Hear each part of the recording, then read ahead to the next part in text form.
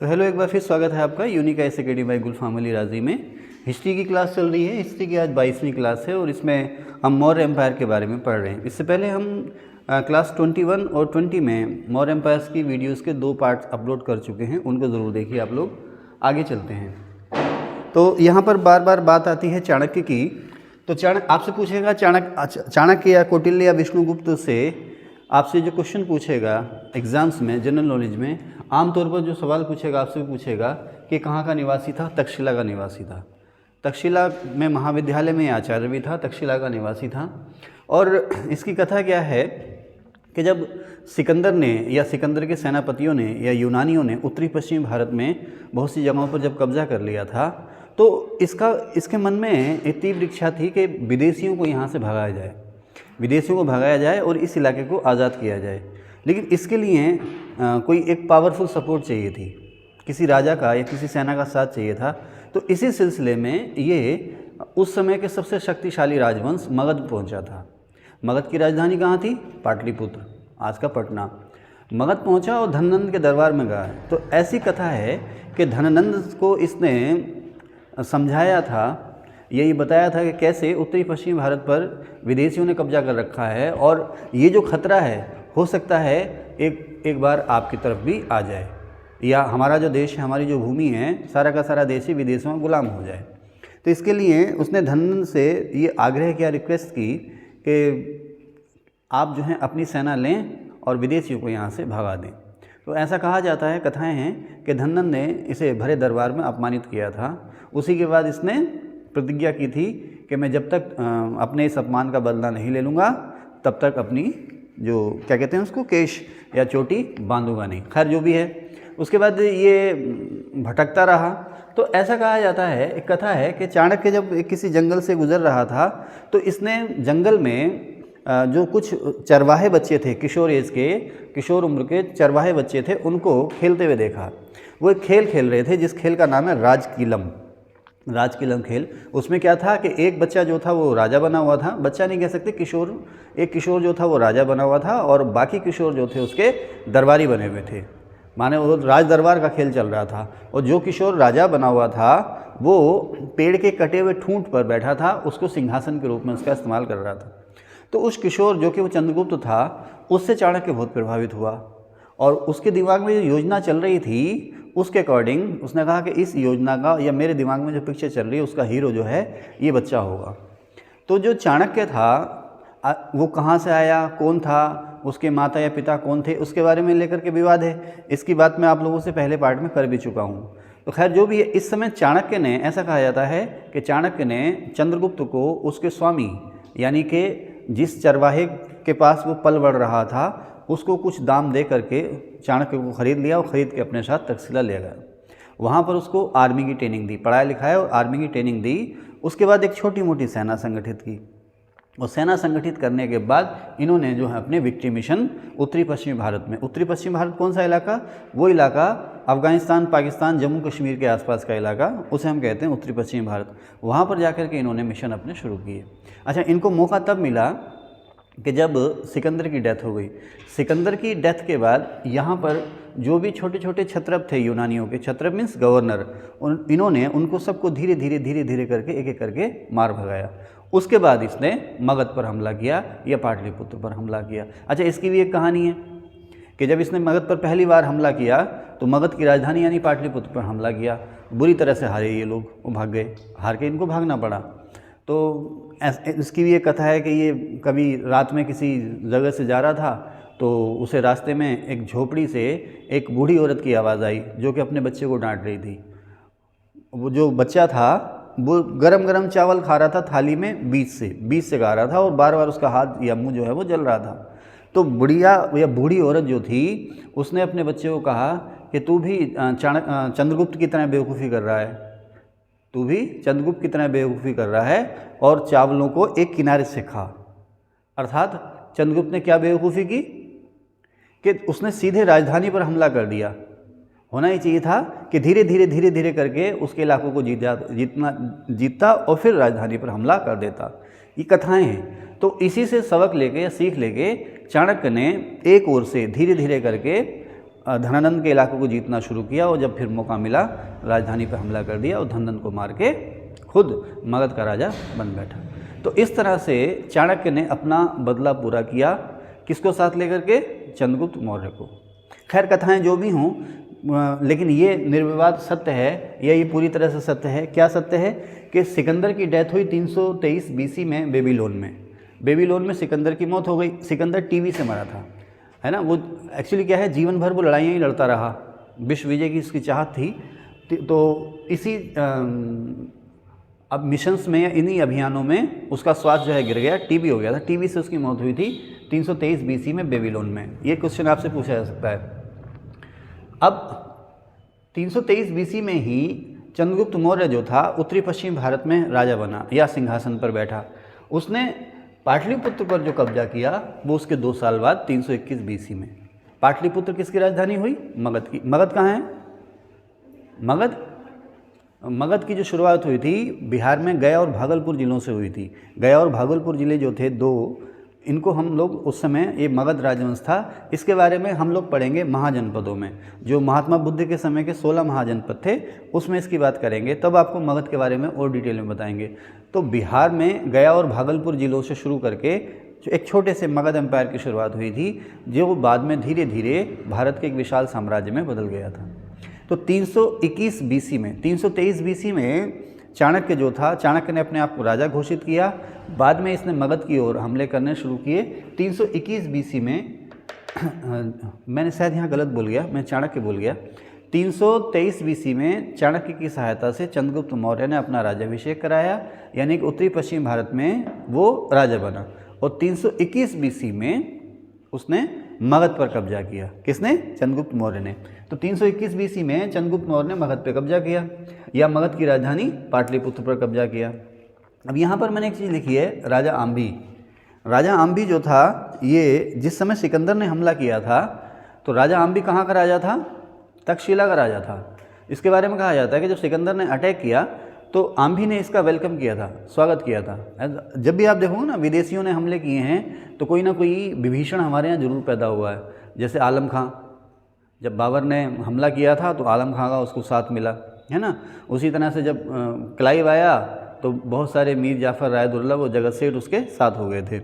तो इसी तरह से तो खैर जो राजा आम्भी जो है तक्षशिला का राजा था। तक्षशिला कहाँ पर है? इस समय पाकिस्तान में है, उत्तरी पश्चिमी पाकिस्तान में। तक्षशिला का राजा था, उसका स्वागत किया और साथ ही साथ उसे आगे बढ़ने में उसे हेल्प करने का वादा भी किया। राजा पोरस, ये वही फेमस पोरस राजा है जिसके बारे में कहा जाता है कि इसने बहुत ही बहादुरी से सिकंदर की सेना का मुकाबला किया, हार गया, हार के गिरफ्तार हुआ और सिकंदर के सामने इसे लाया गया। लेकिन सिकंदर इसकी बहादुरी से बहुत ही इम्प्रेस था। और इसी के बारे में एक फेमस जो है कि लोकोक्ति है कि सिकंदर ने से कहा कि भाई बताइए आपके साथ किस तरह का सलूक किया जाए। तो इसने कहा था कि मेरे साथ वैसे ही सलूक किया जाए जैसा एक राजा दूसरे राजा के साथ करता है। तो सिकंदर इससे बहुत इम्प्रेस हुआ था और सिकंदर ने इसे इसका राज वापस लौटा दिया था। सिकंदर और पोरस के बीच में ये जो लड़ाई लड़ी गई थी, ये लड़ी गई थी झेलम नदी के किनारे, इसीलिए इसको कहते हैं झेलम का युद्ध या वितस्ता का युद्ध। ठीक है। अब बात ये आती है कि सिकंदर ने जम्मू कश्मीर, उस समय का जो पाकिस्तानी पंजाब है, भारतीय पंजाब नहीं, उस समय का जो पाकिस्तानी पंजाब है, सिंध, अफ़गानिस्तान, इन सभी जगहों पर हमला किया और सभी जगहों पर कब्जा भी कर लिया। लेकिन इससे आगे नहीं बढ़ी सिकंदर की सेना। यहाँ पर मैंने जगह छोड़ी नहीं है, मैं हल्का सा यहाँ पर आपको बता देता हूँ। जैसे मान लीजिए ये जो है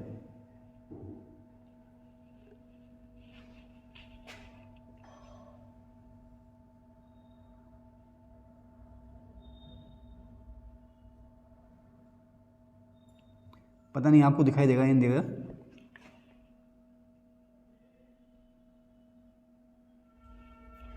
ये यहाँ पर ये तो सिंधु नदी है। ठीक है। अच्छा चलो बात हो ही रही है, तो तक्षशिला जो था वो यहाँ पर था, गांधार प्रदेश या तक्षशिला जो है ये था तक्षशिला, यहीं पर था राजा आम्भी वगैरह। सिंध ये रहा, है ना। बाकी ये सारा इलाका अफ़गानिस्तान का और ये वर्तमान पाकिस्तान का। तो जो ब्यास नदी है हिमाचल प्रदेश और पंजाब में बहती हुई आगे पाकिस्तान में चली जाती है, ये है ब्यास नदी। सिकंदर की जो सेना थी वो यहाँ तक आ गई, लेकिन उसने ब्यास नदी को पार करने से मना कर दिया। ये सवाल आता है कि सिकंदर की सेना किस नदी से आगे नहीं बढ़ी। ब्यास नदी तक सिकंदर की सेना पहुंची, लेकिन उसके बाद उसने आगे बढ़ने से मना कर दिया। अच्छा, इसके बारे में भी बहुत सी बातें कही जाती हैं। देख रहे हैं ना आप, ब्यास नदी ये वाली, ठीक है ना, हिमाचल प्रदेश, पंजाब। तो ब्यास नदी तक इसने कब्जा कर लिया, लेकिन उसके बाद इसकी सेना आगे नहीं बढ़ी। इसके बारे में कहा जाता है एक बात कि सिकंदर की सेना जो थी थक चुकी थी। करीब 4-5 साल से सिकंदर की सेना अपने घर से बाहर थी, वो थक चुकी थी, और जितना इजी वो विश्व विजय को या भारत विजय को देख रहे थे उतना इजी था नहीं। हालांकि सिकंदर की सेना अभी तक हारी नहीं है, लेकिन ऐसा कहा जाता है कि पोरस से जो उनका झगड़ा हुआ, तो पोरस हार तो गया, लेकिन उसने सिकंदर की सेना को इतना नुकसान पहुंचाया कि उनका हौसला जो था वो टूट गया। नंबर एक क्या है कि वो अपने घर से बहुत 4-5 साल से अपने घर से दूर थे, थक चुके थे, घर की याद भी सता रही थी, और ऊपर से क्या है कि पोरस ने जो साहस दिखाया उससे उनका हौसला टूट गया। अब ब्यास नदी पार करते हैं तो उनका सामना होता है मगध से। ब्यास नदी जो थी उसमें मगध एम्पायर की सीमा थी। ब्यास नदी पार करते हैं तो उनका सामना मगध से होगा।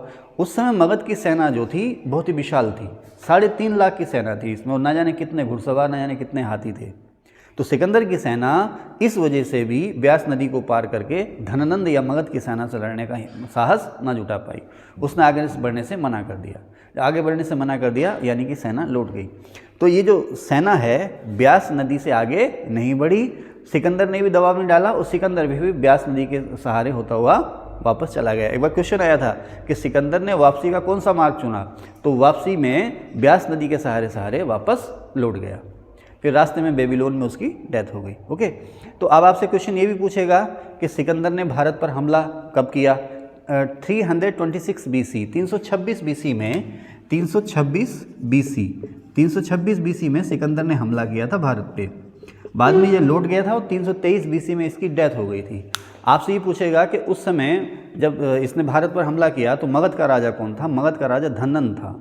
आपसे ये भी कहेगा कि किसकी शक्ति के डर से सिकंदर की सेना वापस लौट गई, तो धननंद की शक्ति के डर से सिकंदर की सेना वापस लौट गई, ठीक है ना। लेकिन धननंद ने इसमें हमला नहीं किया। चाणक्य ने इसको उकसाया भी, लेकिन उसने इसमें हमला नहीं किया। खैर, जो भी मसले हों, तो 321 BC में धननंद की हत्या करके चंद्रगुप्त मौर्य जो है पाटलिपुत्र का या मगध का राजा बन गया। देखिए यहाँ मगध पे, खैर मगध में आपको अलग से पढ़ाऊंगा अभी। मगध पे सवाल आता है कि भारत का पहला विशाल महाजनपद कौन सा था। मगध था। भारत में पहला विशाल साम्राज्य कौन सा था। मगध था। भारत का एकीकरण पहले किसके नेतृत्व में हुआ। मगध के नेतृत्व में हुआ। और मगध का पहला चक्रवर्ती राजा या मगध का पहला शक्तिशाली राजवंश या राजा कौन था, तो हर्यक वंश, और जिसका राजा था बिंबिसार, ठीक है ना। मगध का या हर्यक वंश का सबसे शक्तिशाली राजा कौन था। कीर्ति, हर्यक वंश का सबसे शक्तिशाली राजा अनिवंश, अजातशत्रु। अजातशत्रु को भारत का पहला साम्राज्यवादी राजा कहते हैं। भारत का पहला साम्राज्यवादी, दुर्धर्षु साम्राज्यवादी राजा, यानी कि इसने चारों तरफ को, इसका एक ही मकसद था कि अपने इलाके को बढ़ाना। खैर, तो यहाँ तक की बातें हो गई। तो इसकी सेना जो थी वो उसने ब्यास नदी को पार नहीं किया। अब बिंदुसार जो है चंद्रगुप्त मौर्य का बेटा था। चंद्रगुप्त मौर्य के बारे में, अशोक के बारे में काफ़ी कुछ बातें हो चुकी हैं इसी क्लास के 19वें और 20वें पार्ट में, तो आप लोग उसको देखिएगा ज़रूर। हम लोग आगे चल रहे हैं अब। तो बिंदुसार, जिसकी माता का नाम था दुर्धरा, चंद्रगुप्त मौर्य का बेटा था, और इसने भी अपने पिता से जो विरासत मिली थी उसको सुरक्षित रखा था। अब बिंदुसार की जब मौत हुई 273 BC में, 273 BC में बिंदुसार की मौत हुई। अच्छा, इसमें आप लोग कंफ्यूज भी हो जाते हैं ना, तो मैंने इसका एक फार्मूला बना रखा है, चंद्रसा अशोक। बहुत से लोग भूल जाते हैं। सबसे पहले चंद्रगुप्त मौर्य, फिर बिंदुसार, और उसके बाद सम्राट अशोक। तो अशोक को राजा बनने से पहले कहा जाता था चंडाशोक। कहते हैं ये बहुत ही आतताई, और एक उर्दू में एक शब्द आता ना जालिम प्रवृत्ति का रहा था, ऐसा लोग कहते हैं इसके बारे में। मेरी इस पर कोई राय नहीं है, मुझे नहीं पता, कि कुछ लोग कहते हैं इसको। तो इसको चंडाशोक कहा गया था। बहुत ही क्रोधित स्वभाव का था, और बहुत ही जल्दी से, जैसे बारूद में चिंगारी लगाओ ना तो ब्लास्ट हो जाता है, ऐसे ही इसका स्वभाव था। तो जब ये जैसे आप देखें ना, औरंगजेब किसको कैद करके राजा बना? शाहजहाँ को। शाहजहाँ को कैद करके और अपने भाइयों को मार करके औरंगजेब राजा बना था। तो उसी तरह से जब बिंदुसार मरा होगा तो इनमें विरासत की लड़ाई हुई होगी। इस विरासत की लड़ाई में अल्टीमेटली जो सफलता मिली थी वो मिली थी सम्राट अशोक को, ठीक है ना। और कहते हैं कि सम्राट अशोक अपने 99 भाइयों को मार करके राजा बना। इसका मतलब ये है कि गद्दी के जो दावेदार होंगे या वारिस होंगे 99 लोग होंगे जिनकी हत्या करके अशोक जो है वो राजा बना था। ओके, तो 273 बीसी में अशोक ने सत्ता पर कब्जा किया। जैसे औरंगजेब के बारे में भी आता है ना कि औरंगजेब ने सत्ता कब कब्जाई, और औरंगजेब ने अपना दूसरी बार राज्याभिषेक कब करवाया, है ना। 2 बार राज्याभिषेक हुआ ना, एक तो कहाँ पर, उत्तराधिकार की लड़ाई से पहले ही उसने अपना राज्याभिषेक करा दिया, और एक जब दारा शिकोह को मार दिया तो दोबारा से फिर उसने अपना राज्याभिषेक कराया था। तो 273 बीसी में इसने सत्ता पाई। बीसी समझते हैं ना, एडी बीसी, एडी बीसी का अंतर पता है, ठीक है। तो 273 बीसी में अशोक ने सत्ता पाई और 269 बीसी में इसने अपना राज्याभिषेक कराया, लगभग 4 साल बाद। 273 बीसी में इसने जो है पावर पाई, लेकिन विधिवत इसका जो कोरोनेशन या राज्याभिषेक हुआ वो 269 बीसी में हुआ, 269 बीसी में, 4 साल बाद, है ना। सिंहासन पर जब पिता के बैठा होगा 269 बीसी में। अब 3-4 इसमें घटनाएं पूछता हो कि अशोक ने ये काम कब किया, तो अक्सर वो देता है कि राज्याभिषेक के इतने वर्ष या राज्याभिषेक के इतने वर्ष बाद। जैसे मान लीजिए आज आपका राज्याभिषेक हो रहा है, तो राज्याभिषेक के 10 साल बाद आपने काम किया, तो इसका राज्याभिषेक जो हुआ वो हुआ 269 बीसी में। और यहाँ पर राज्याभिषेक के 8 वर्ष बाद या 9वें वर्ष, ये जो समय बैठता है 261 बीसी का बैठता है, इसने कलिंग पर कब्जा किया था। राज्याभिषेक के 8 वर्ष बाद या 9वें वर्ष जो है इसने कलिंग पर हमला किया और कलिंग को जीत लिया। कलिंग कहाँ है? उड़ीसा। उड़ीसा का पुराना नाम है कलिंग। अब इसमें ये बातें भी आती हैं कि इसने कलिंग को जीता क्यों। तो सबसे पहली बात तो साम्राज्यवादी था, साम्राज्य की सीमा पर जो भी है उस पर हमला करना ही करना है। प्रवृत्ति थी ना, साम्राज्यवादी प्रवृत्ति थी, तो चारों तरफ अपना एक्सपेंशन करते जा रहे हैं, तो कलिंग भी उसके रास्ते में आ गया। कलिंग जो था चंद्रगुप्त मौर्य ने नहीं जीता था, वो उसको जीत नहीं पाया या जीतने की इच्छा नहीं थी, इसके बारे में इतिहास में कोई भी स्रोत हमें मिलता नहीं है। लेकिन ये बात बिल्कुल सही है कि चंद्रगुप्त मौर्य के समय में कलिंग जो था वो स्वतंत्र एम्पायर था, फ्री स्टेट था, ठीक है ना। तो अशोक ने इस पर कब्जा किया था। ऐसा कहा जाता है कि कलिंग की जो समृद्धि थी वो तो थी, साथ ही साथ कलिंग की सीमा में जो समुद्री बंदरगाह पड़ते थे उनमें विदेशी व्यापार खूब होता था, तो उस व्यापार पर कब्जा करने का लालच था कलिंग को कब्जाने के लिए। खैर जो भी वजह रही हो, ये बात बिल्कुल सही है कि इसने कलिंग पर हमला किया, लेकिन कलिंग ने आसानी से हथियार नहीं डाले। कलिंग ने आसानी से हथियार नहीं डाले और इस लड़ाई में दोनों ही पक्षों के लाखों लोग मारे गए। इस लड़ाई में दोनों ही पक्षों के लाखों लोग मारे गए, उससे ज़्यादा कहीं युद्धबंदी बनाए गए, उससे ज़्यादा कहीं घायल हुए। कहने का मतलब ये है कि इसमें भयंकर नरसंहार हुआ, और इस नरसंहार को देखने के बाद अशोक का जो है हृदय परिवर्तन हो गया, दिल बदल गया। एक सीमा आती है ना, ऐसी एक सीमा ऐसी आती है कि आदमी सब कुछ पा लेता, जो उसे पाना चाहता, जो भी कुछ भी पाना चाहता है, साम दाम दंड भेद की नीति से, यन कैन प्रकरण किसी भी नीति से, खास करके जो जिनके लिए सफलता ही सब कुछ होती है, वो रास्ते में कुछ भी नहीं देखते हैं, अच्छा किया बुरा किया क्या किया, उन्हें उससे कोई लेना देना नहीं है। सिर्फ और सिर्फ एक ही टारगेट है उनका, कामयाबी और कामयाबी। वो कामयाबी से पेट ही नहीं भरता, आज ये मिल गया तो कल को ये चाहिए, परसों को ये चाहिए, संतुष्टि इनको होती ही नहीं, और किसी भी टारगेट को पाने के लिए वो किसी भी हद तक गिर सकते हैं। इस टाइप के लोग जो होते हैं ना, तो एक स्टेज सभी के जीवन में ऐसी आती है कि वो पीछे को पलट के देखता है, यार मैंने क्या किया, क्यों किया, किसके लिए किया। तो शायद अशोक ने भी यही सोचा होगा जब उसने ये इतना मतलब कहते हैं, खैर इतना समय नहीं है आपको यहाँ पर बताने का, कि उसे युद्ध के मैदान में एक बूढ़ी औरत मिली जिसका बेटा उस युद्ध में मर गया था, तो उस बूढ़ी औरत ने अशोक को कुछ ऐसी बातें कह दी जो उसको चुभ गई और उसका जो हार्ट था वो चेंज हो गया। खैर जो भी है, ये बात बिल्कुल सही है कि कलिंग को अशोक ने जीता और बहुत ही भयंकर नरसंहार के बाद जीता, लेकिन इस जीतने के बाद उसका हृदय परिवर्तन हो गया और यहीं से उसने जो है युद्ध की नीति छोड़ दी। कहते हैं कि इसी के बाद उसने भेरी घोष को त्याग करके धम्म घोष को अपना लिया। अब घोष माने एक तरह से आप कह सकते हैं मिशन, सनक, उद्देश्य, है ना। वैसे घोष का मतलब तो उद्घोष होता है, ऐलान करना, अनाउंस करना, लेकिन कहते हैं कि कलिंग युद्ध के बाद ही उसने भेरी घोष को छोड़ करके धम्म घोष अपना लिया। अब भेरी क्या हुआ, वो युद्ध के समय युद्ध की घोषणा करने के लिए ना एक विशेष प्रकार का वाद्य यंत्र बजता था, उसे भेरी कहते थे। जैसे आजकल हमले होते हैं ना, सायरन बजते हैं, है ना। सायरन का मतलब ही क्या है, हमला हो गया, बचो भागो। धम्म का मतलब क्या है, शांति। तो धम्म के बारे में अलग से पढ़ेंगे। धम्म का मतलब ही शांति है, शांति, समृद्धि, सहिष्णुता और शांतिपूर्ण सह अस्तित्व, है ना। तो खैर उसने यहीं से उसने युद्ध की नीति को छोड़ करके अहिंसा की नीति को अपना लिया। लेकिन ऐसा नहीं है कि कलिंग युद्ध के बाद या धम्म को अपनाने के बाद उसने साधु सन्यासियों का भेष ले लिया हो, संन्यास ले लिया हो, राजपाट छोड़ दिया हो, सेना को ख़त्म कर दिया हो, ऐसा कुछ नहीं है। बस ये है कि ध्यान का केंद्र कहाँ गया, ध्यान का केंद्र सेना और साम्राज्य विस्तार से हट करके धर्म कर्म की ओर चला गया, है ना। हो सकता है स्वर्ग नरक की जो कॉन्सेप्ट है ना वो उसको सताने लगे हो कि अब मरने के बाद कहाँ जाना है, स्वर्ग में के नरक में। तो स्वर्ग में जाने के लिए तो भैया स्वर्ग में अगर रिजर्वेशन, स्वर्ग में किसी का रिजर्वेशन तो है नहीं, किसी का है रिजर्वेशन स्वर्ग में? स्वर्ग में तो भैया अच्छे कामों करने वाला ही जाएगा। अब अच्छे कामों की तो अलग अलग परिभाषाएँ हैं ना, है ना। हाँ, आज तो बहुत अच्छे लग रहे हो भाई नाजिम भाई, क्या बात, सुबह सुबह रात को अच्छा सोए हो आप। वो स्लीप बेल का, वो स्लीप बेल शायद बेड है ना, उसका ऐड आ रहा है ना, रात को अच्छा सोए क्या, तो रात को नींद अच्छी आई क्या? हाँ, तभी तो आंखें बिल्कुल साफ सुथरी हो रही, नहीं तो चढ़ी रहती हैं जैसे इन आंखों ने रात को 3 बजे तक मोबाइल की स्क्रीन पर समय बिताया हो। आइए, नमस्ते। तो खैर नहीं, अच्छे लग रहे हैं तो अच्छे से सोए हैं। ऐड देख रहे हो आजकल ना, डिड यू स्लीप बेल, मतलब यही है ऐड की पंचलाइन। मतलब वो स्लीप बेल का गद्दा अभी कोई खरीद नहीं रहा था, किसी की नज़र में आता नहीं था, दिख जाता कभी कभी वो, लेकिन वो ऐड मास्टर ने वो निकाला, अच्छे से सोए। यही तरीका है ऐड को लाने का, अच्छे से सोए, वायरल हो रहा है उसका ऐड। तो आप लोग भी लग रहा है मुझे अच्छे से सोए हैं। ठीक है, ओके। आप टीवी नहीं देखती क्या, टीवी नहीं देखती आप? अच्छा, फिर किस लिए आप पैदा किस लिए हुई हैं आप? जी, दुनिया देखने। दुनिया भी कहाँ देखती हैं, सुबह 7:30 बजे से यहाँ से क्लास शुरू हो जाती है, 7:30 बजे आप यहाँ जाती हैं, कहाँ देखती हैं दुनिया? दिन भर तो इसी हॉल में बैठे रहते हैं, कहाँ देख ली दुनिया? चले गए हैं। अच्छा, वो पढ़ा रहे हो तो दुनिया देख रहे हैं, कहाँ दुनिया देख रहे हैं? मरते हैं रोज आरज़ू मरने की, मौत आती है मगर नहीं आती। सुना एक शेर, बहुत ही गहरा है।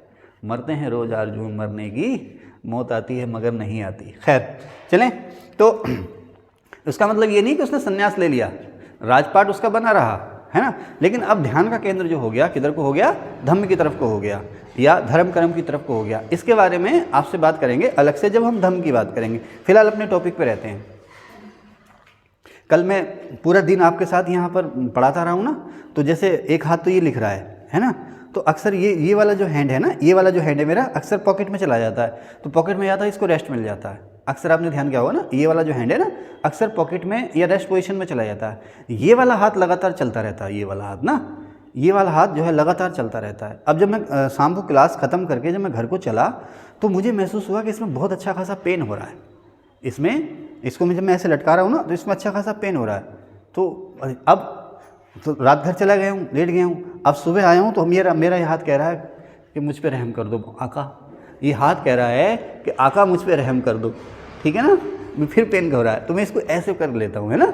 आप लोग अगर ऐसा मैं कर लूँ तो आप लोग भी ना ऐसे अनईजी मत होना। ये बहुत ही ऐसे लगातार बोलते बोलते ना ऐसे लटकाए हुए इसमें लगातार पेन हो रहा, तो मैं इसको थोड़ा सा रेस्ट दे लेता हूँ ऐसे करके, ठीक है, ओके, ठीक है। लगातार पेन हो रहा और अच्छा खासा पेन हो रहा, लेकिन यह है कि बर्दाश्त की सीमा में है।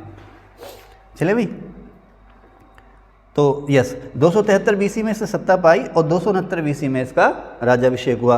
और राज्याभिषेक के 8 वर्ष बाद या राज्याभिषेक के 9वें वर्ष, इसको लिख लेना स्वर्ण अक्षरों में, 8 वर्ष बाद या 9वें वर्ष इसने कलिंग को जीत लिया। 261 BC में इसने कलिंग को जीता। कलिंग कहाँ है? उड़ीसा में। अब हिंसा की नीति को छोड़ करके अहिंसा की नीति इसने अपना लिया था, ठीक है ना। पांडे जी थोड़ा सा जल्दी आ जाया करो, है ठीक है, थोड़ा जल्दी आ जाया करो। तो 10वें वर्ष इसने संबोधि यात्रा शुरू की। अब ये संबोधि यात्रा क्या है? संबोधि यात्रा क्या है? महात्मा बुद्ध या बौद्ध धर्म से जुड़े हुए जितने भी तीर्थ स्थान थे उन सब की इसने यात्रा शुरू की। उसी यात्रा को कहा जाता है संबोधि यात्रा। आज इसने यात्रा की शुरुआत कहाँ से की थी? कोई बताएगा? सबसे पहले ये सवाल आया, सबसे पहले बोध गया जहाँ पर महात्मा बुद्ध को क्या मिला था? ज्ञान मिला था, है ना। हाँ, तो सबसे पहले ये बोध गया गया और सबसे अंत में इसने कुशीनगर की यात्रा की। कुशीनगर या कुशीनारा, ये सवाल खूब आता है, ध्यान रखना कि उसने कब अपनी यात्रा शुरू की, सबसे पहले कहाँ गया और सबसे अंत में कहाँ गया। तो सबसे अंत में गया ये कुशीनगर। ठीक है। अब अशोक के अभिलेख, अभिलेख को इंग्लिश में क्या कहेंगे, रिकॉर्ड्स, है ना भाई। आपके ये जो नोट्स हैं इनको आप सुरक्षित करके रख दीजिए आगे के लिए, यही आपके रिकॉर्ड्स हैं।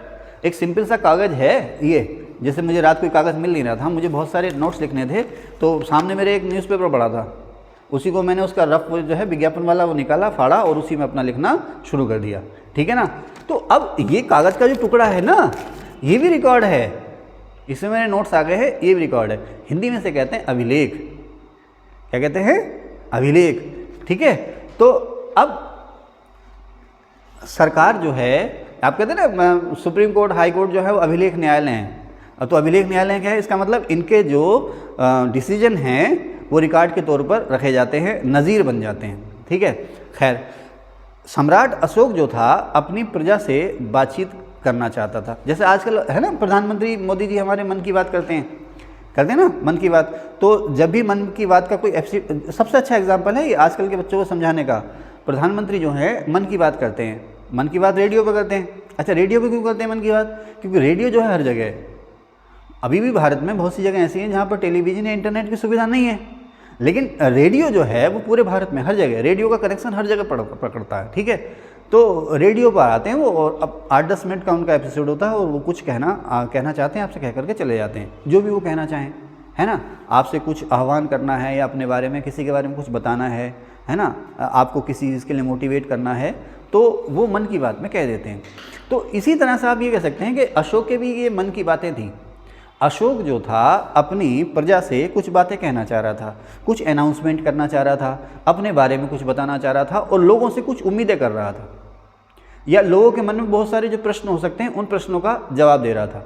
अब कैसे करे उनसे बातचीत करे कैसे, आजकल ऑनलाइन थोड़ी है, आजकल उस समय रेडियो थोड़ी था, उस समय रेडियो, टेलीविज़न या न्यूज़पेपर, प्रेस का तो कोई कॉन्सेप्ट ही नहीं था। अच्छा, उस समय भी पत्रकार होते थे। कौन होते थे विकास उस समय के पत्रकार? वो पत्रकार आज भी हैं। उस दौर के पत्रकार कौन थे? हाँ, साधु, संत, भिखारी, यात्री, ये उस दौर के पत्रकार थे। अच्छा, पत्रकार या मीडिया का काम क्या है? मीडिया या पत्रकार जो है वो राजा और प्रजा के बीच में बिचौलिया है, मध्यस्थ है। राजा की नीतियाँ क्या हैं प्रजा को बताना, और प्रजा की क्या समस्याएं हैं, प्रजा राजा के बारे में क्या सोच रही है वो राजा को बताना। इसीलिए तो हम कहते हैं मीडिया को लोकतंत्र का चौथा खंबा, है ना, चौथा खंबा है ये, इसीलिए है, और पहले भी था। तो उस समय जो मीडिया कर्मी थे ये थे, है ना। उस समय के मीडिया कर्मी नाटककार भी थे, जो कहानीकार, कथाकार, नाटककार होते थे ना, वो भी एक तरह के मीडिया कर्मी थे। लेकिन वो अपने नाटकों में सीधे किसी राजा राजकुमार का नाम लेते नहीं थे, लेकिन इनडायरेक्टली, है ना, इनडायरेक्टली वो बताए थे कि भाई ये हो रहा, ये चल रहा। ओके, तो खैर मैं कहाँ था, भटक गया, कहाँ था मैं? हाँ, मैं अभिलेखों की तरफ कहा था। तो अब कैसे लोगों से बात करें, तो इसका तरीका जो है उसने सीखा ईरानियों से। ध्यान रखना, एक सवाल आया था कि मौर्यों की उपलब्धियां क्या हैं, कि वो पहले ऐसे व्यक्ति थे जिन्होंने स्तंभ लिखने शुरू किए या शिलालेख लिखने शुरू किए। तो ये पहले व्यक्ति नहीं थे, पहले लोग थे। ये जो प्रथा थी अपनी प्रजा से बातचीत करने की, ईरानियों ने शुरू करी थी, ईरानियों से मौर्यों ने सीखा था। तो उसका तरीका ये था कि जहाँ पर भी लोग आते जाते हों, भीड़ भाड़ के, जैसे कहीं मेला लग रहा है, कोई मंदिर है, कोई ट्रेड रूट है, कोई प्रसिद्ध व्यापारिक चौराहा है, जैसे आगरा है ना हमारे यहाँ साउथ में, आगरा जो है, तो यहाँ से उत्तर, दक्षिण, पूर्व, पश्चिम हर जगह को रास्ते जाते हैं। तो प्रसिद्ध व्यापारिक चौराहा है आगरा, इसीलिए सिकंदर लोदी ने इसके महत्व को जाना था और यहाँ किला जो है कि मजबूत किया था। किला तो पहले ही था यहाँ पर, लेकिन उसने इसको और मजबूत किया था। आगरा कई समय तक कई राजवंशों की राजधानी रही, इसी वजह से आगरा है व्यापारिक चौराहा, उज्जैन है व्यापारिक चौराहा हमारे देश में, है ना, दिल्ली भी है, खैर तो दिल्ली है, लाहौर हैं। तो ये ऐसे ट्रेड रूट हैं, दिल्ली, लाहौर, आगरा व्यापारिक रूट थे ये, जो डेवलप हुए। बाद में राजाओं ने इन पर कब्जा कर लिया अपनी इनकम को बढ़ाने के लिए। तो जो व्यापारिक रूट हैं, या कोई फेमस महाविद्यालय जहाँ पर लोग जुड़ते हैं, कोई तीर्थ स्थल है, कोई मेला है कहीं लगता है, तो उन जगहों पर इन्होंने क्या किया कि अगर आसपास कोई पहाड़ी है, ऊंची पहाड़ी, चट्टान है, तो उस पर जो ये कहना चाह रहे हैं वो लिख दिया।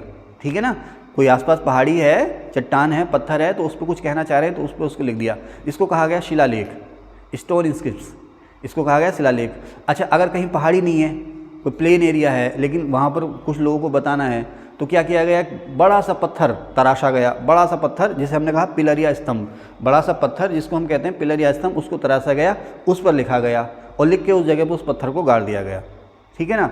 या मान लीजिए कहीं कोई बहुत बड़े सूफी संत विद्वान आते हैं, किसी गुफा में उनका निवास है और उनके दर्शन के लिए लोग जाते हैं, तो किसी गुफा में, अब गुफा में, अब जहाँ पर दर्शनों के लिए जाते हैं, गुफा कोई महत्व रहा होगा, वहाँ पे लोग जाते हैं, बाजार लगता हो, कुछ भी हो, लेकिन उस गुफा में भीड़ जुटती है, देश विदेश की भीड़ जुटती है, तो उस गुफा में अपने बारे में कुछ बातें लिख दी। तो जो शिलाओं पर या पत्थरों पर, ऊंची चट्टानों पर लिखा हुआ उसे कह दिया शिलालेख। जो पिलर, अलग अलग पिलर गाड़े गए हैं, उन पिलर पर जो लिखा गया उसे कह दिया पिलर इंस्क्रिप्ट्स या स्तंभ लेख। और जो गुफाओं में लिखा गया उसे कह दिया गुहालेख या गुफालेख या केव इंस्क्रिप्ट्स। ठीक है। मुद्दा क्या है, अब उसने जो भी बातें कह दी, वो शाश्वत हो गई, वो एक रिकॉर्ड के तौर पर हो गई।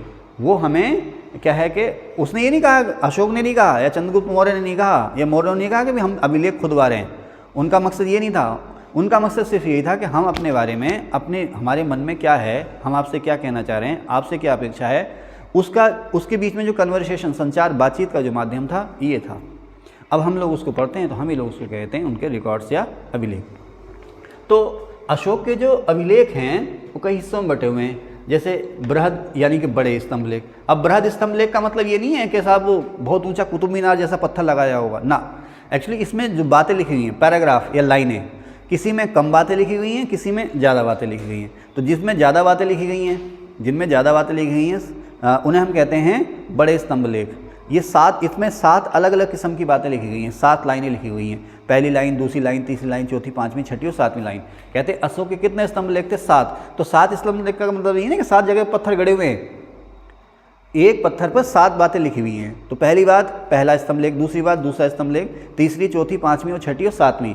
तो जितने भी पिलर एडिक्ट्स हैं, पिलर इंस्क्रिप्ट्स हैं, सभी पे एक समान बातें लिखी हुई हैं, सभी पे। पहली लाइन में ये, दूसरी में ये, तीसरी में, चौथी, पांचवीं, छठी और 7वीं में ये।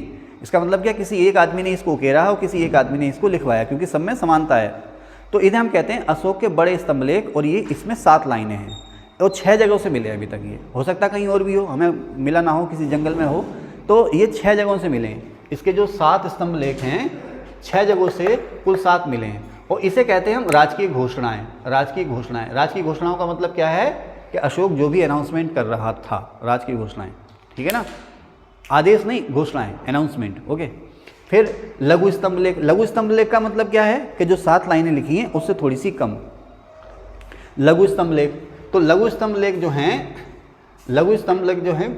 मैंने क्या लिख दिया, हाँ, इसके आगे लघु स्तंभ लेख, उसके बाद फिर बड़े शिलालेख। बृहद माने बड़े, मेजर, बृहद माने बड़े या मेजर, बड़े शिलालेख। तो बड़े शिलालेख जो हैं वो कुल 14 है।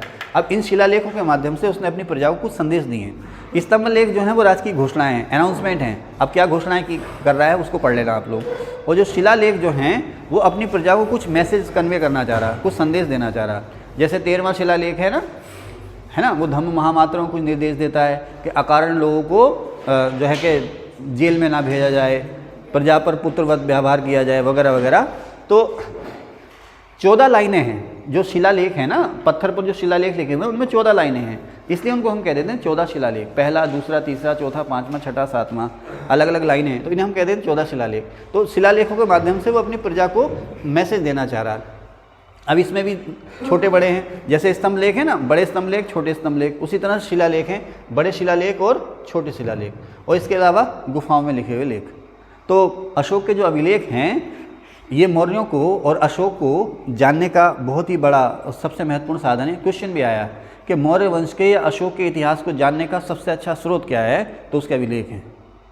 ठीक है, कई बार क्वेश्चन आता है, आप आंसर यही देंगे कि उसमें वो मैगजीन्स भी दे देगा और भी बहुत सारे ऑप्शन दे देगा, लेकिन उसके इतिहास का सबसे प्रमाणिक जो स्रोत हैं वो उसके शिलालेख, अभिलेख हैं। तो बड़े स्तंभ लेख 6 जगहों से मिले हैं, कुल 7 है। और बड़े शिलालेख कुल 14 है जिसमें प्रजा को संदेश दिया गया। ठीक है।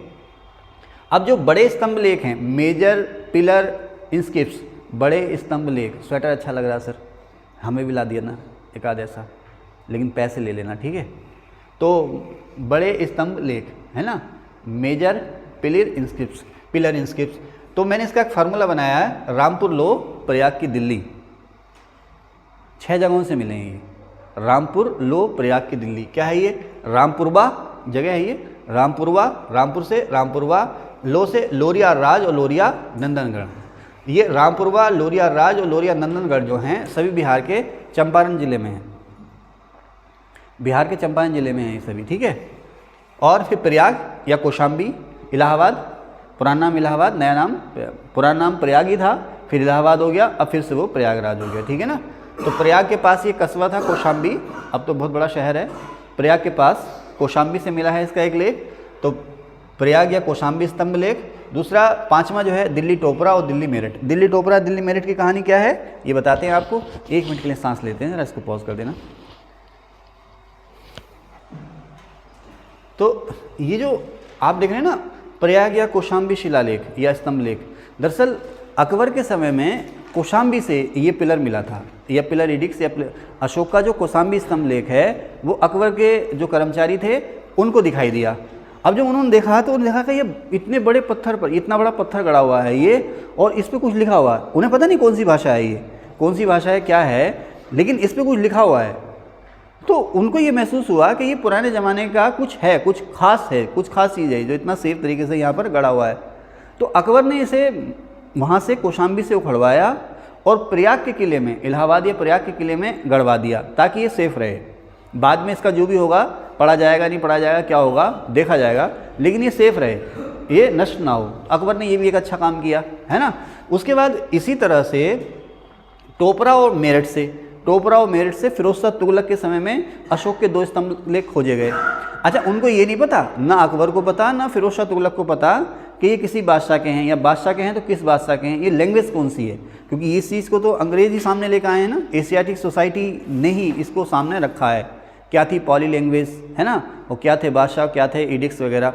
तो खैर, लेकिन फिर भी उन्होंने इसकी इंपॉर्टेंस या इसका महत्व जाना, और बादशाह अकबर ने कौशाम्बी से जो अभिलेख मिला था उसे प्रयाग के किले में सुरक्षित रखवा दिया, और बादशाह फिरोज शाह तुगलक ने टोपरा और मेरठ से जो 2 अलग अलग स्तंभ लेख मिले थे उन्हें वहाँ से उखड़वाया, और दिल्ली में जो फिरोज शाह कोटला किला होता था वहाँ पर उसको सुरक्षित गड़वा दिया। अब ये इंडियन म्यूजियम में, ठीक है ना। तो इसीलिए इनको कहते हैं हम दिल्ली टोपरा और दिल्ली मेरठ। ये क्वेश्चन भी यहाँ आता है कि अशोक के कौन से अभिलेख फिरोज शाह तुगलक ने दिल्ली के किले में लगवाए, टोपरा और मेरठ के, है ना। और कौशाम्बी कहाँ हुआ? इलाहाबाद के पास हुआ। कौशाम्बी का जो ये पत्थर था वो बादशाह अकबर ने इलाहाबाद के प्रयाग के किले में लगवा दिया था। लघु स्तंभ लेख, इसका ही फार्मूला मैंने बनाया, सांची सार को रूनी ने छोटे पिलर दिए। तो सांची से मतलब सांची सारनाथ और रुक्मिनदेही निगलीवा। कहाँ से मिले ये? सांची, सारनाथ, रुक्मिनदेही और निगलीवा, यहाँ से मिले ये इसके छोटे स्तंभ लेख, ठीक है। इसके 14 शिलालेख कहाँ से मिले हैं? बहुत सी जगह हैं। मानशाह का गिरना थाने में गुड़ खा गया। मानशाह का यह क्या? मानसेहरा, शाहबाजगढ़ी, गिरनार, थाने के पास सोपारा, थाने के पास सोपारा, मुझे याद था, आप लोग भी याद कर लेना। थाने के पास सोपारा और गुड़ खा गया, ये सेंटेंस को पूरा करने के लिए। इसके अलावा कर्नाटक में ब्रह्मगिरी, मास्की और सिद्धपुर से भी इसके शिलालेख मिले हैं। हो सकता है आप लोगों को याद ना रहे, ना भी रहे तो जान मत देना, लेकिन ये ज़रूर याद रह जाए कि दिल्ली टोपरा और दिल्ली मेरठ किसने गढ़वाए? फिरोज शाह कोटला में फिरोज शाह ने। और कौशाम्बी कौन लेके गया? अकबर, इलाहाबाद के किले में या प्रयाग के किले में।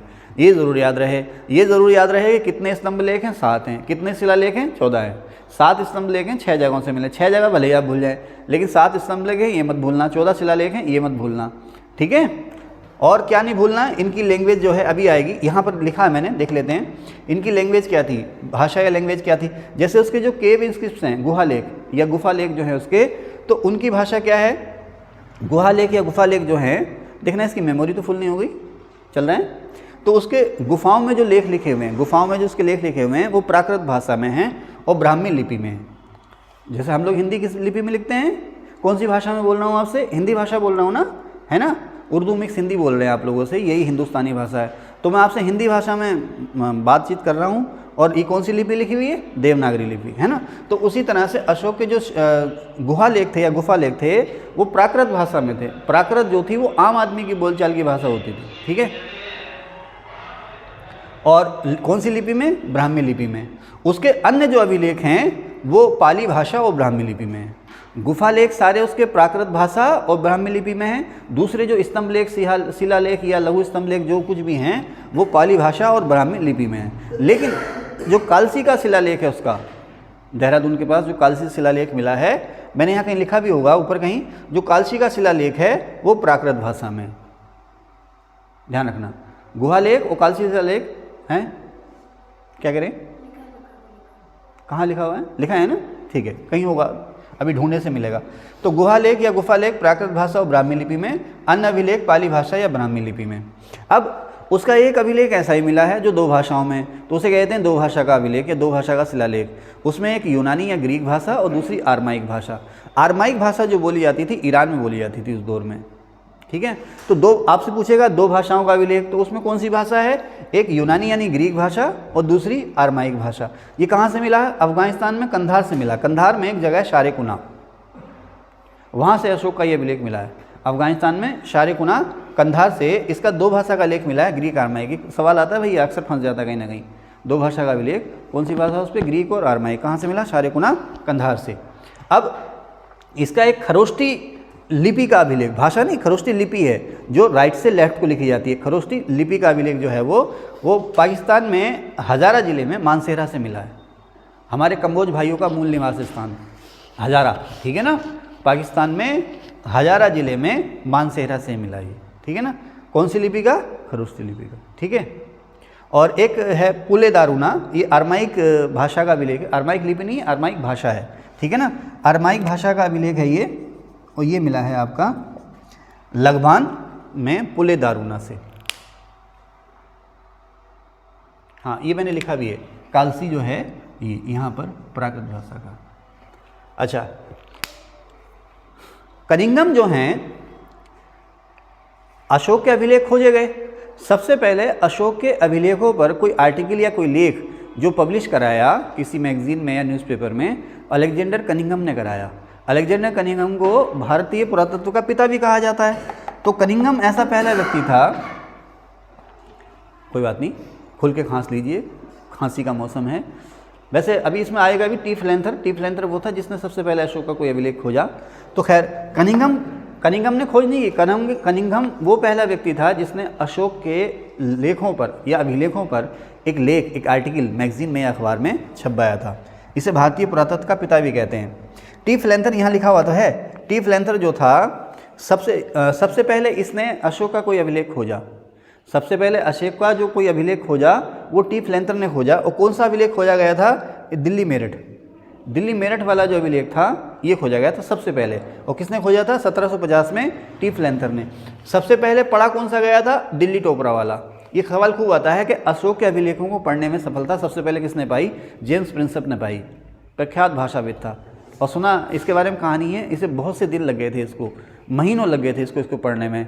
और सुबह खा पी के नाश्ता करके, अच्छा खासा नाश्ता करके, एक बड़ी सी सीढ़ी लगा के ये पिलर पे चढ़ जाता था। पिलर भी ऊंचा था ना, पिलर पे चढ़ा जाता था और दिन भर उसको निहारता रहता था, सोचता रहता ये क्या लिखा होगा, कैसे लिखा होगा, है ना। गुरदास मान साहब गाना गाए ना, कुछ ऐसे दीवाने हैं सूरज को पकड़ते हैं, कुछ लोग उम्र सारी अंधेरा ही ढोते हैं। तो बहुत से तो अब बादशाह अकबर आए, तुगलक आए, उनके लिए ये अच्छा हुआ कि उन्होंने इस चीज़ के महत्व को जाना कि हाँ ये कुछ है इंपॉर्टेंट, रख दो इसको संभाल के। ये आए तो ये ऐसे जुनूनी थे कि पढ़ के छोड़ूंगा इसको।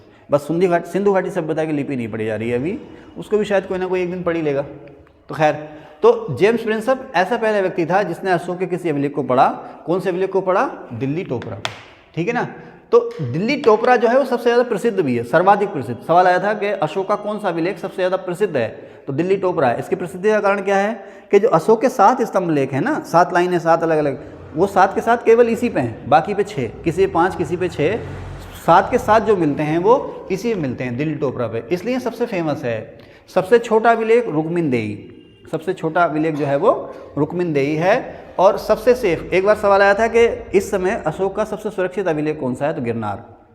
अब क्या पैमाना है सुरक्षा का मुझे पता नहीं, तो सबसे सुरक्षित अभिलेख जो है वो गिरनार है। और ये 2 भागों में लिखा हुआ है, जूनागढ़ जिले में, गुजरात के। अभी इसकी बात में बहुत बात करेंगे, जब सौराष्ट्र प्रांत की बात करेंगे, सुदर्शन झील की बात करेंगे, तो इसके बारे में और बात करेंगे आपसे। तो जो अशोक का गिरनार लेक है गुजरात के जूनागढ़ ज़िले में, वो सबसे सेफ भी है और 2 भागों में बटा हुआ है। ये कहाँ से मिला है? गिरनार अभिलेख, कठियावाड़ प्रायद्वीप। ये कोई जगह बची है यहाँ पर? हाँ, थोड़ी सी जगह बची तो है। इसको अगर मैं मिटा दूँ तो यहाँ पर थोड़ी सी जगह बन जाएगी। प्रायद्वीप आप जानते ही हैं, प्रायद्वीप का मतलब क्या होता है? ऐसी ज़मीन जो 3 ओर से समुद्र से घिरी हो। तो ये आपका गुजरात है, तो ये जो है इलाका 3 ओर से समुद्र से घिरा, इसे हम कहते हैं कठियावाड़ प्रायद्वीप। तो इसी में जूनागढ़ डिस्ट्रिक्ट है और यहीं पर एक पहाड़ी है, कौन सी? गिरनार पहाड़ी या गिर पहाड़ी, ठीक है ना।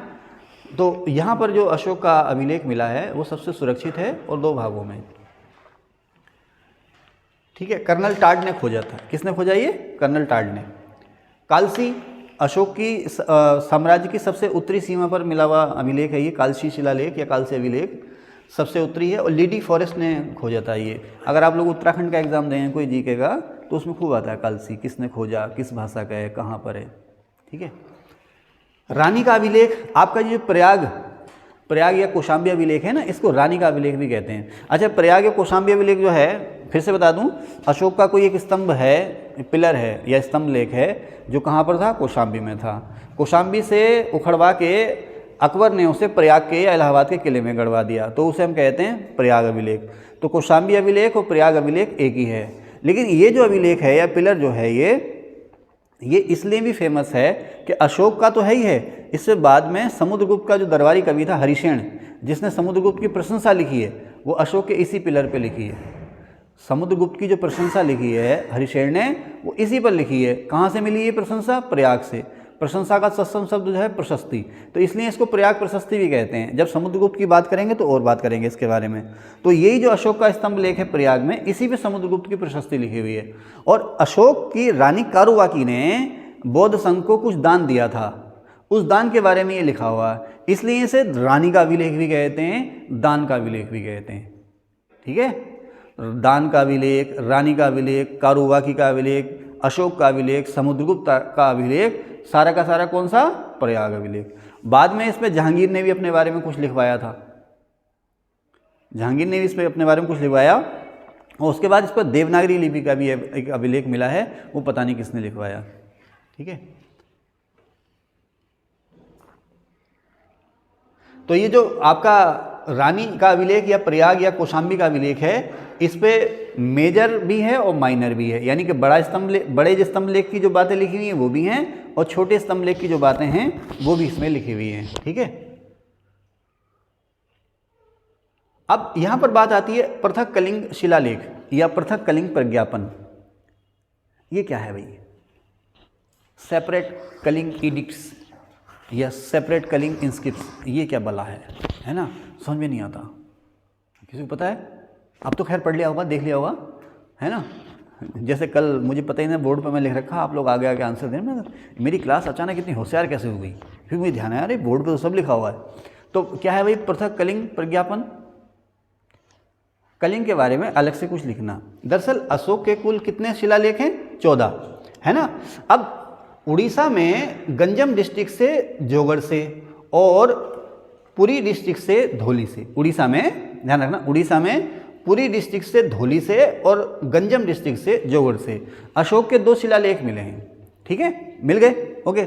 अब शिलालेखों में 1 से लेकर 14 तक लाइनें लिखी हुई हैं, लेकिन इन 2 शिलालेखों में क्या हुआ है कि 11वीं, 12वीं और 13वीं लाइन, या 11वां, 12वां जो 13 शिलालेख है वो नहीं है। बाकी सभी जगहों पे 1 से लेकर 14 तक शिलालेख मिले हैं, हर शिलालेख में एक ही बात लिखी हुई है। तो 11वीं, 12वीं जो 13वीं लाइन है सब पे मिली, लेकिन यहाँ पर धौली और जोगढ़ से जो शिलालेख मिले उनमें 11वीं, 12वीं और 13वीं लाइन नहीं है। उसकी जगह पर कलिंग के लोगों के लिए कुछ अलग से मैसेज दिया गया है, उसमें कलिंग के लोगों से अलग से बात की गई है, और कलिंग के लोगों से बात की गई इसलिए कलिंग में उसको गड़बड़ाया गया। इसीलिए इसको कहते हैं इतिहास में पृथक कलिंग प्रज्ञापन या पृथक कलिंग शिलालेख। आपसे पूछेगा किसका था, कहाँ से मिला है? उड़ीसा कह सकता है, और बहुत अगर कठिन आ जाए तो आपसे पूछेगा कहाँ से मिला, धौली और जोगढ़ से। और ज़्यादा कठिन आ जाए तो कहाँ से मिला, धौली पुरी डिस्ट्रिक्ट से और जोगढ़ गंजम डिस्ट्रिक्ट से। और ज़्यादा कठिन आएगा तो ये पूछेगा इसमें लिखा क्या है। ये पढ़ाऊँगा आपको यूपीएससी मेंस में, ठीक है, ये यूपीएससी मेंस में पढ़ाऊँगा। हैं आप कह रहे हैं सर अभी पढ़ा दो, अरे अभी पढ़ा दूंगा तो फिर कल को किसको पढ़ाऊँगा? हैं अभी सारा बता दूंगा, कल को इसको पढ़ाऊँगा, ठीक है। अभी नहीं, अभी इतना याद कर लो, फिर जब मेंस की बात होगी तो उसमें बात कर लेंगे। ओके, फिर अब भबरू। भबरू एक जगह है जयपुर के पास, भबरू। यहाँ से एक शिलालेख मिला है अशोक का। सवाल आता है कि अशोक ने किस शिलालेख में त्रिरत्न में भरोसा जताया है। त्रिरत्न कौन से हुए? बौद्ध, संघ और धम्म। बौद्ध धर्म के 3 रत्न, महात्मा बुद्ध, संघ और धम्म। तो अशोक जो है इस शिलालेख में घोषणा करता है, यहाँ पर घोषणा करता है कि साहब मुझे भी इसमें भरोसा है। तो यहीं से आभास होता है कि साहब अशोक ने बौद्ध धर्म को भी अपना लिया होगा या बौद्ध धर्म का फॉलोअर होगा। खैर जो भी है, तो भबरू शिलालेख जयपुर से मिला है, एक तो क्वेश्चन यही बन जाएगा। और इसमें वो किसने भरोसा करता है? त्रिरत्न में। कौन करता है? अशोक। ठीक है, अब आता है अशोक का 13वां शिलालेख, है ना। थोड़ा सा शांत हो लें, एक मिनट पॉज करना। तो अशोक का 13वां शिलालेख। अच्छा, अशोक का जो 13वां शिलालेख है ना, कभी आप लोग स्टेट पीसीएस या यूपीएससी मेंस का एग्ज़ाम आप देने जाएंगे ना, तो उसमें जीएस में भी और हिस्ट्री में तो है ही है। अशोक के 13वें शिलालेख पर अलग से क्वेश्चन आ जाता है मेंस में। प्री में या पीटी में तो आता ही है, एमसीक्यूज में तो आता ही है 13वां शिलालेख, लेकिन इस पर मेंस में अलग से क्वेश्चन आ जाता है कि अशोक का जो 13वां शिलालेख है वो सबसे महत्वपूर्ण है, क्यों है बताओ। या अशोक का 13वां शिलालेख उसके व्यक्तित्व, चरित्र और साम्राज्य को जानने का बड़ा अच्छा साधन है, क्यों है बताओ। तो इसकी बातें कब करेंगे? यूपीएससी मेंस में करेंगे। फिलहाल अशोक का 13वां शिलालेख यानी कि उसके जो 14 अलग अलग लाइन है, उसकी जो 13वीं लाइन है उसमें बहुत सी बातें ऐसी लिखी हुई हैं जिसके बारे में किसका पता चलता है? उसके कलिंग को जीतने। अशोक ने कलिंग को जीता, 13वें शिलालेख से पता चलता है। कलिंग जीतने के बाद उसका हृदय परिवर्तन हो गया, इससे पता चलता है। कलिंग जीतने के बाद उसने हिंसा की नीति छोड़ करके अहिंसा की नीति को अपना लिया, भेरी घोष की जगह धम्म घोष को अपना लिया। किससे पता चलता है? किससे पता चलता है? 13वें शिलालेख से। ठीक है ना। इसके अलावा उसके जो पड़ोसी देश हैं, सीमावर्ती राज्य हैं, उनके बारे में पता चलता है। अशोक जो है जैसे केरल पुत्र, चेर पुत्र, चोल पुत्र, सत्तीय पुत्र, इनको अपना सीमावर्ती राज्य कहता है। इसके अलावा भोज, राष्ट्रिक, पोतनिक उत्तरी पश्चिमी सीमा पे कहता है कि ये मेरी सीमा पे स्वतंत्र राज्य हैं। तो अशोक की जो सीमा थी उसका फैलाव कहाँ तक था उसके बारे में पता चलता अशोक के 13वें शिलालेख से। ठीक है ना। इसके अलावा वो ये भी कहता है कि साउथ में मैंने केवल कलिंग जीता और उसके बाद युद्ध की नीति को छोड़ दिया। तो इससे भी बहुत सारी चीज़ें पता चलती हैं। सबसे पहली बात तो ये पता चलती है कि कलिंग को किसने जीता? अशोक ने। या चंद्रगुप्त मौर्य के समय में कलिंग जो था मौर्य एम्पायर में नहीं था। और भी बहुत सी चीज़ें हैं, उसके बारे में फिर कभी बात करेंगे।